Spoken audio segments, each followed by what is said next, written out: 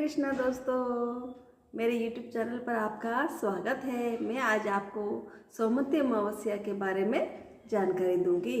सोमवती अमावस्या जो सोमवार के दिन पड़ती है उसे हम सोमवती अमावस्या कहते हैं। अब की बार 30 तारीख को सोमवती अमावस्या का व्रत रखा जाएगा। सोमवती अमावस्या के दिन हमें इन बातों का रखना है ध्यान। सोमवती अमावस्या के दिन हमें पत्ते नहीं तोड़ने चाहिए। जैसे तुलसी का पत्ता है उसे हमें नहीं तोड़ सकते, जैसे पीपल का पत्ता है उसे हमें नहीं तोड़ना चाहिए। इस दिन हमें बाल नहीं धोना चाहिए। सर कहने का मतलब सर से स्नान नहीं करना चाहिए, ऐसे स्नान कर सकते हैं। और सोमवती अमावस्या के दिन हमें दूध भी जमाना नहीं चाहिए। हमारे दादी नानी कहती थी अमावस्या के दिन हमें दूध में जामन नहीं डालना चाहिए, इसलिए हम लोग अमावस्या के दिन ये नहीं करते। और सोमवती अमावस्या के दिन सुबह जल्दी से उठकर हमें बिना बोले यानी मौन रहकर ही स्नान करना चाहिए। और स्नान के पानी में गंगा जल का छींटा डाल के हम स्नान करते हैं, तब हमें गंगा स्नान का फल मिलता है। और सोमवती अमावस्या के दिन हमें एक टाइम भोजन करना चाहिए और बिना लहसुन प्याज के।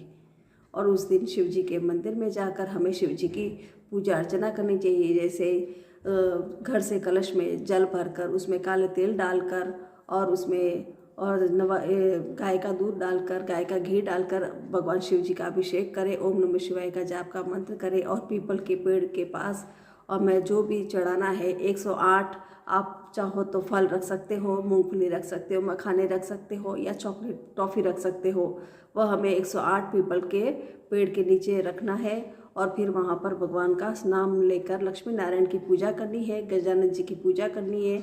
फिर हमें संकल्प लेना है व्रत का, ताकि हमने ये संकल्प किया है। और कच्चा सूत जैसे मौली उस पीपल के वृक्ष पे चढ़ानी चाहिए। और कोई भी हमारे पास कपड़ा होता है, जैसे कोई ब्लाउज पीस है, कोई ओढ़नी देता है, कोई साड़ी लेता है, हमें कोई भी वस्त्र उस दिन पीपल के वृक्ष पे चढ़ाना चाहिए। कोई सुहाग का सामान भी चढ़ाता है, वैसे हम सुहाग का सामान भी पीपल के वृक्ष में चढ़ा सकते हैं और फिर वह ब्राह्मण को दे सकते हैं। जो हम 108 चीज़ें चढ़ाते हैं, जैसे चॉकलेट हुई, फल हुई, अंगूर हुए, कुछ भी हुए, आप जो भी चढ़ाते हो वो हमें बच्चों में प्रसाद के रूप में बांटना चाहिए, हमें नहीं खाना चाहिए। इस प्रकार में सोमवती अमावस्या की पूजा करनी चाहिए। अब मैं आपको सोमवती अमावस्या की कथा सुनाने जा रही हूँ, आप ध्यानपूर्वक सुनिएगा। सोमवती अमावस्या की व्रत कथा प्रारंभ। सुत जी बोले कि हे शरशैया पर पड़े हुए भीष्म पितामह जी के समीप जाकर धर्मात्मा युधिष्ठिर ने प्रणाम करके हितकारी वचन बोले कि युधिष्ठिर बोले कि भीष्मसेन के कोप से मुख्य दुर्योधन इत्यादि कौरव मारे गए और सब राजाओं युद्ध में अर्जुन मार डाला। दुर्योधन की बुरी सलाह से मेरे कुल का नाश हो गया। अब बालक व्रत और दुखी मनुष्यों को छोड़कर कोई राजा रह ही नहीं गया है। भरत वंश में केवल हम 5 भाई ही शेष है।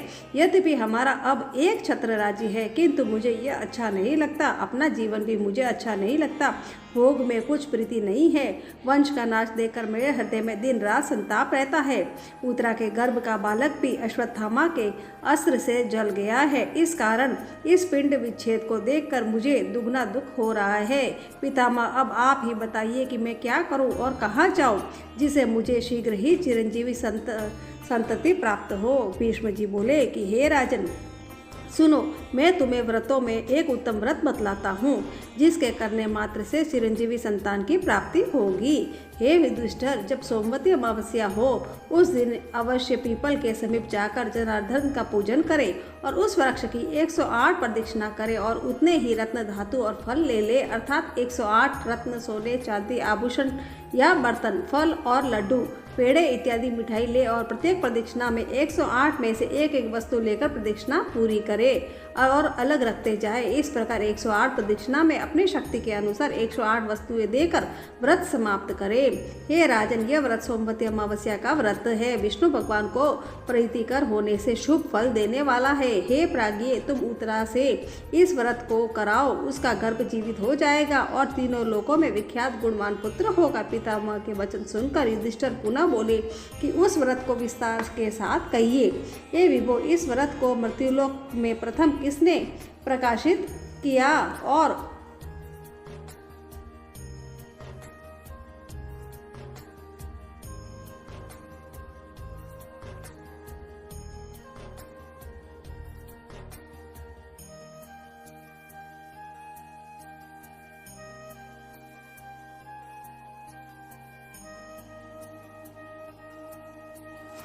फिर इसको किसने किया? भीष्म जी बोले कि एक सर्वविख्यात कांची नाम की महापुरी है, चांदी के पर्वत जैसे ऊंचे ऊंचे बड़े बड़े विशाल महलों में सुशोभित है और नगरी के नर नारी भी बहुत सुंदर वेश में सुशोभित है तथा ब्राह्मण क्षत्रिय वैश्य और शुभ सभी अपने अपने कर्मों में लगे रहते हैं।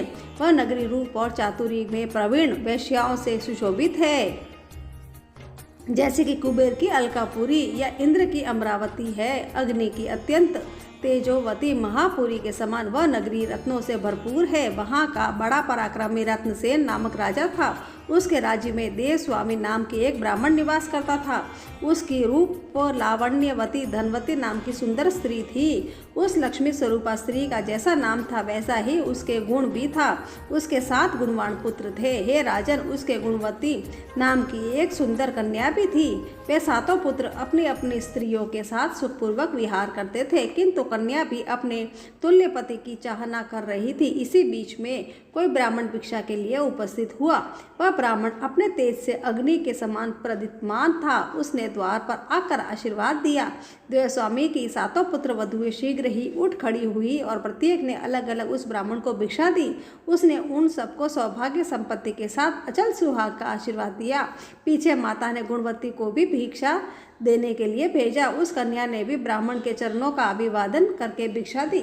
इस पर उस ब्राह्मण ने उसे आशीर्वाद दिया कि हे शुभे, तू धर्मवती हो। उस विस्मय युक्त आशीर्वाद को सुनकर गुणवती घर के अंदर चली आई और उस ब्राह्मण ने जो आशीर्वाद दिया था उसे माता को सुनाया। उस आशीर्वाद को सुनकर माता धर्मवती पुत्री का हाथ पकड़कर द्वार पर आई और उस ब्राह्मण को पुत्री से पुनः प्रणाम करवाया, किंतु ब्राह्मण ने फिर वही आशीर्वाद देकर उन्हें संतोष प्रदान किया। आशीर्वाद सुनकर धनवती फिर चिंतित होकर बोली कि हे भगवान, आप प्रसन्न होकर मेरी बात सुनी। आपने मेरी पुत्र वधुओं को प्रणाम करने पर उन्हें अच्छे अच्छे आशीर्वाद दिए। वे आशीर्वाद अचल सुहाग, पुत्र सुख और सौभाग्य को देने वाले थे, किंतु इस पुत्री के प्रणाम करने पर अपने उसे विपरीत आशीर्वाद दिया है। हे भद्रे, तुम धर्मवती हो, यही बार बार आशीर्वाद दिया।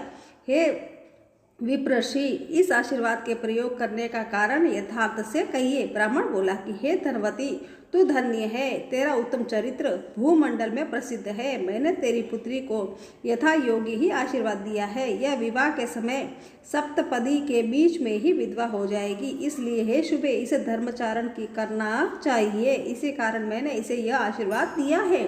शुभे, तू धर्मवती हो। यह सुनकर धनवती चिंता से व्याकुल हो गई और बार बार प्रणाम कर दीन वचन में बोली कि हे विपेंद्र, यदि आप इसका कोई उपाय जानते हो तो आप दया करके शीघ्र ही कहिए। ब्राह्मण बोला कि हे सुंदरी, यदि तेरे घर सोमा आ जाए तो उसके पूजन मात्र से इसका वैधव्य मिट जा सकता है। धनवती बोली, आपकी बताई हुई सोमा कौन है? उसकी क्या जाति है? कहाँ रहती है? इसके आगमन मात्र से ही वैधव्य का नाश हो जाएगा। हे महाभागे, आप उसे कहिए, मैं समय बढ़ाना नहीं चाहती। ब्राह्मण बोला कि वह सोमा जाति की दोगन है। उसका निवास स्थान सिंहल द्वीप में है। यदि वह तेरे घर में आ जाए तो वैधव्य का नाश हो जाएगा। ऐसा कहकर वह ब्राह्मण दूसरे स्थान पर भिक्षा लेने के लिए चला गया। तब धनवती भी अपने पुत्रों से बोली कि हे पुत्रों, तुम्हारी इस सुंदर गुणवती बहन के भाग्य में वैधव्य है, किंतु सोमा के आगमन मात्र से ही इसका वैधव्य मिट जाएगा। अस्तु, जिस पुत्र में पिता की भांति और माता के वचनों को गौरव हो, वह अपनी बहन को साथ ले जाकर और सोमा को शीघ्र ही ले आए। सबसे बड़ा पुत्र बोला कि हे माता, हम लोगों को विदित है कि तुम्हारा मन पुत्री के स्नेह में बहुत आसक्त हो गया है। इसी कारण पुत्रों को दूसरे दुर्गम देश में भेज रही हो, जिसके बीच में 400 कोस के विस्तार का दुस्तर समुद्र है। हम में से वहाँ जाने की शक्ति नहीं है, हम वहाँ जाकर दुख नहीं सह सकते। देव स्वामी बोले, यद्यपि मेरे 7 पुत्र हैं तो भी मैं पुत्रहीन हूँ। मैं स्वयं सिंहल द्वीप जाऊँगा और पुत्री के वैधव्य को नाश करने वाली उस सोमा को लाऊंगा। इस प्रकार देवस्वामी क्रोधित होकर कह रहे थे कि उसी समय छोटे पुत्र शिव स्वामी ने प्रतिज्ञा पूर्वक कहा कि हे तात, आप क्रोध के वशीभूत ऐसा न कहो। मेरे सिवाय कौन सिंहल द्वीप जाने में सामर्थ्य हो सकता है? मैं बहन को लेकर सिंहल द्वीप जाऊंगा। ऐसा कहकर वह सहसा उठ खड़ा हुआ और प्रणाम करके बहन के साथ ले आनंद पूर्वक सिंहलदीप को चल दिया। वह ब्राह्मण पुत्र कुछ ही दिनों में चलकर समुद्र के किनारे पर पहुंच गया। वहां समुद्र पार करने का प्रयत्न करने लगा। उसने वहां एक अत्यंत विशाल वट वृक्ष देखा। उसके कोटर में गिद्धराज के बच्चे सुखपूर्वक बैठे हुए थे। उस वृक्ष के नीचे बैठकर उन दोनों बहन भाई ने वह दिन बिताया। संध्या समय वह गिद्ध बच्चों के लिए भोजन लेकर आया और उन्हें पकड़कर भोजन कराने लगा, किंतु उसके बच्चों ने गिद्ध से भोजन लेकर उसे नीचे गिरा दिया। तब चिंता से व्याकुल मन वाला गिद्ध उन बच्चों को पूछने लगा कि हे पुत्रों, तुम भूखे होकर भी भोजन क्यों नहीं कर रहे हो? मैं तुम्हारे योग्य यह कोमल मांस लाया हूँ। बालक बोले कि हे तात, यह इस वृक्ष के नीचे दो मनुष्य बैठे हैं, उनके भोजन स्वीकार किए बिना हम कैसे भोजन कर ले? ऐसा सुनकर वह गिद्ध दरियाद्र होकर उनके समीप आकर यह वचन बोला कि हे द्विज, आप दोनों का जो भी कार्य हो सो मुझसे प्रकट करो। हे विप्रवर, मैं उसे सब प्रकार से करूँगा, किंतु आप लोग भोजन कर ले। ब्राह्मण बोला कि हम सिंहलदीप जाने के लिए समुद्र पार होना चाहते हैं। हमें अपने बहन का वैधव्य नाश कराने के लिए सोमा को लाने की मेरी इच्छा है। गिद्ध बोला कि मैं प्रातःकाल ही तुम्हें समुद्र पार उतार दूंगा, सिंहलदीप में सोमा का घर भी दिखला दूंगा। इसके पश्चात रात्रि व्यतीत होने पर सूर्यदेव के उदय होते ही गिद्धराज ने उन दोनों भाई बहन को समुद्र पार उतार दिया। वे सिंहलदीप में आकर सोमा के घर के समीप ही ठहर गए। इसके पश्चात वे दोनों प्रातः काल के समय सोमा के घर में चौक को साफ कर उसे प्रतिदिन लीप करके सुंदर बना देते। इस प्रकार वह यह करते करते वहाँ उन्हें पूरा 1 वर्ष हो गया। इस प्रकार की स्वच्छता देखकर सोमा ने विस्मित होकर अपने पुत्रों तथा बहुओं से पूछा कि यहाँ यह झाड़ू लगाकर कौन लिपा करता है? मुझसे कहो। उन सभी के एक ही साथ कहा कि यह हमारा किया नहीं है। इसके पश्चात एक दिन वह धोबिन रात्रि को छिपकर बैठ गई। उसने देखा कि ब्राह्मण की कन्या घर के आंगन में झाड़ू लगा रही थी और पवित्र व्रती भाई उस आंगन में लीप रहा है। सोमा ने उन दोनों के पास जाकर पूछा कि तुम दोनों कौन हो? मुझसे कहो। उन्होंने सोमा से कहा कि हम ब्राह्मण की संतान है। सोमा बोली कि घर में ब्राह्मण बुहारी लगाते हैं, इससे तो मैं जल गई, नष्ट हो गई, इसमें कोई संदेह नहीं है। इस पाप से मेरी न जाने कौन कौन सी दुर्दशाएं होगी। हे द्विज, हम तो हर प्रकार की से ही पाप जाति के धोबन विख्यात है, फिर भी तुम ब्राह्मण होकर यह विपरीत कर्म करने की इच्छा क्यों करते हो?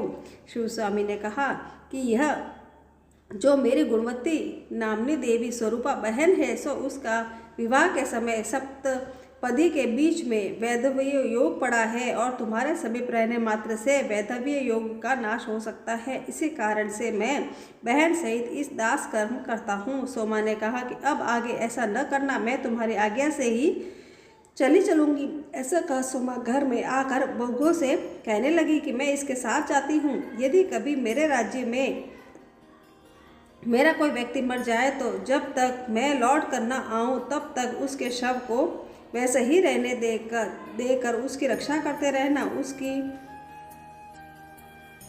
किसी से कहने से भी किसी को भी कभी जलाने न देना। यह आज्ञा पुत्र वधुओं के स्वीकार कर लेने पर सोमा महासमुद्र के किनारे आई और क्षण मात्र में वह दोनों भाई बहनों को पार उतार दिया तथा स्वयं भी आकाश मार्ग से उस महासमुद्र के पार हो गई। उसके प्रभाव से निमेष मात्र से भी कांचीपुरा आ गए। सोमा को देखकर धनवती ने प्रसन्न हो उसकी पूजा की। फिर उसी बीच में शिव स्वामी देशांतर से अपनी बहन के सदृश वर लाने के लिए उज्जैनी पहुंचा और वहां से पंडित देव शर्मा के पुत्र रुद्र शर्मा ब्राह्मण को वर के रूप में ले आए, जो कि उसकी बहन के समान गुणवान था। तत्पश्चात उस धोबिन सोमा ने उसका विवाह करा दिया। द्वे स्वामी ने शुभ नक्षत्र में अपनी कन्या गुणवती के गुणी रुद्र शर्मा के लिए दे दिया। फिर वैवाहिक मंत्रों से हवन करवा दिया। इसके पश्चात सप्तपदी के बीच में रुद्र शर्मा मर गया। सप्तपदी का अर्थ है 7 फेरों के बीच में।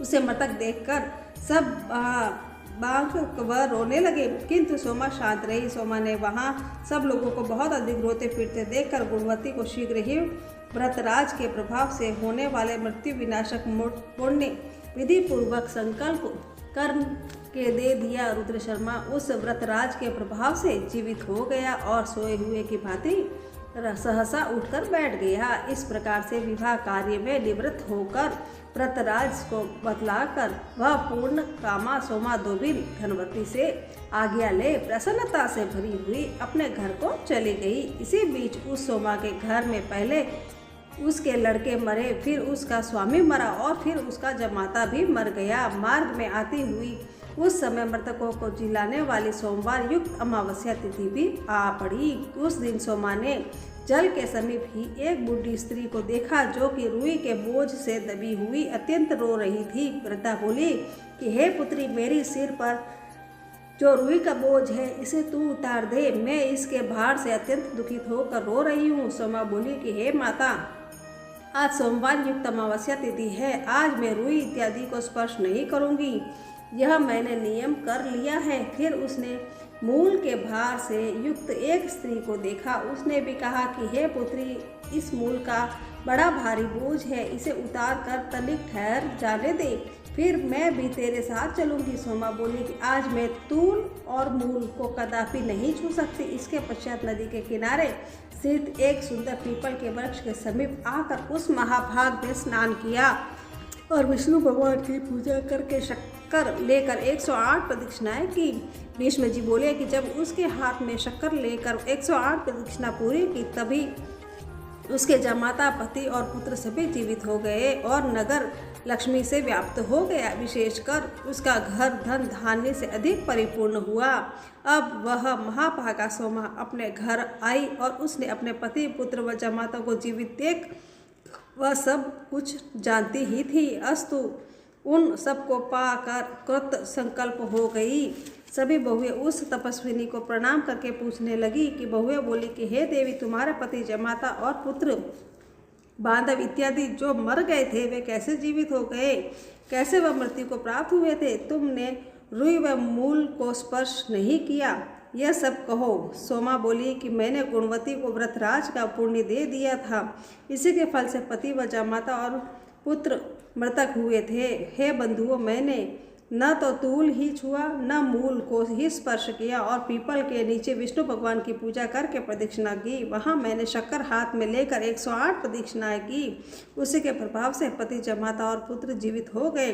तब तुम सभी आज इस व्रतराज को विधि पूर्वक करो, इससे कभी वैधव्य न होगा बल्कि सदैव सौभाग्य ही रहेगा। यह कहकर सोमा ने व्रतराज को अपने बंधुओं से कराया। इस प्रकार पुत्र पुत्रों के सहित उसने बहुत से भोगों को भोगा और सब परिवार के रहते हुए वह विष्णु लोक को चली गई। भीष्म जी बोले कि हे पार्थ, मैंने यह व्रत तुझको विस्तार के साथ सुना दिया है। युधिष्ठिर बोले कि इस व्रतराज का महात्म्य और विधि क्या है? हे पितामह, इस व्रत को स्त्री या पुरुष किसे करना चाहिए, यह विस्तार से कहिए। भीष्म जी बोले कि हे पार्थ, यदि सोमवार युक्त अमावस्या हो तो वह पुण्यकाल देवताओं को भी दुर्लभ है। व्रत करने वाला प्रातः काल उठकर मौन धारण कर जलाशय में स्नान करे। स्नान करके व्रत करने वाला रेशमी वस्त्र धारण करे। फिर हे कुरुनंदन, पीपल वृक्ष के समीप जाकर भगवान विष्णु के मूल मंत्रों द्वारा विष्णु भगवान की पूजा करे। यह विष्णु भगवान की पूजा का मंत्र है।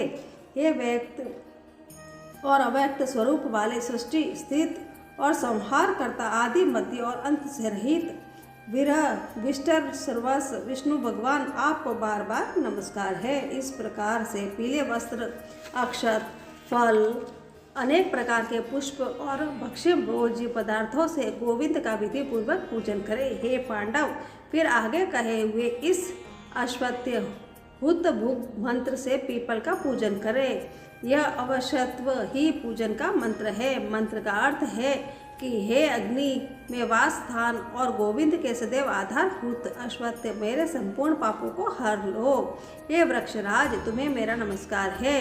यह प्रदक्षिणा करने का मंत्र है। हे अश्वत्थ, तुम मूल में ब्रह्म रूप, मध्य में विष्णु रूप और अग्नि में भाग में शिव रूप हो, तुम्हें बार बार नमस्कार है। इस प्रकार पूजन विधिवत समाप्त करने के पश्चात प्रदक्षिणा करें।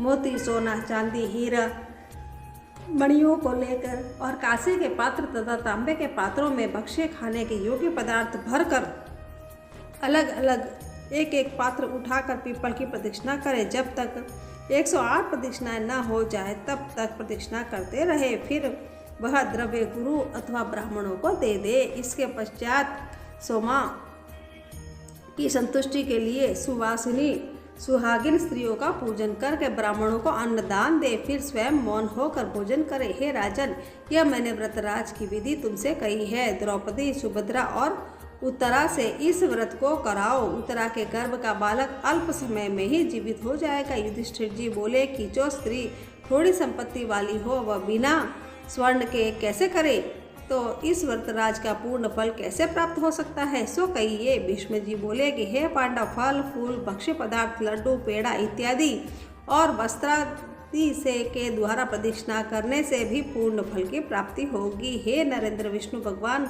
के इस व्रत के प्रभाव को तुमने ध्यान पूर्वक सुना है। पति, पुत्र, धन और बहुत परिवार की इच्छा वाली स्त्री को इसे शीघ्र ही करना चाहिए। यह कोई आश्चर्यचकित की बात नहीं है।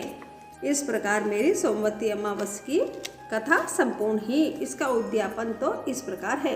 अब सोमवती अमावस्या के व्रत की उद्यापन विधि कहती हूँ। भीष्म जी बोले कि हे राजन, अब उद्यापन की शुभदायक विधि सुनो। हे युधिष्ठिर, इसके किए बिना व्रतराज पूरा नहीं होता। प्रथम सर्व तो भद्र मंडल बनाए, इसके बीच में उत्तम कलश स्थापित करे। इसके समय 5 रत्नों की वेदी पर स्वर्ण निर्मित पीपल का वृक्ष स्थापित करे। इसके मूल में 1 मासे से लेकर 4 तोले तक की स्वर्ण की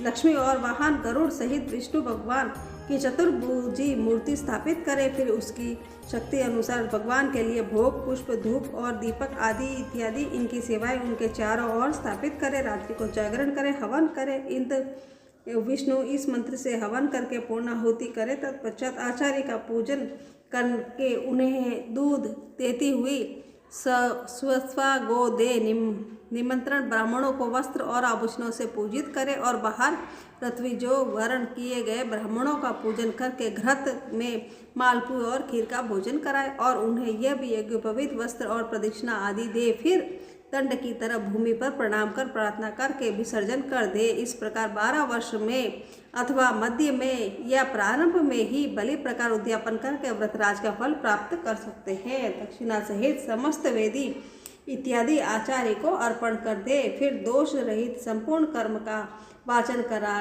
के आशीर्वाद लेने के पश्चात स्वयं मौन होकर भोजन करे।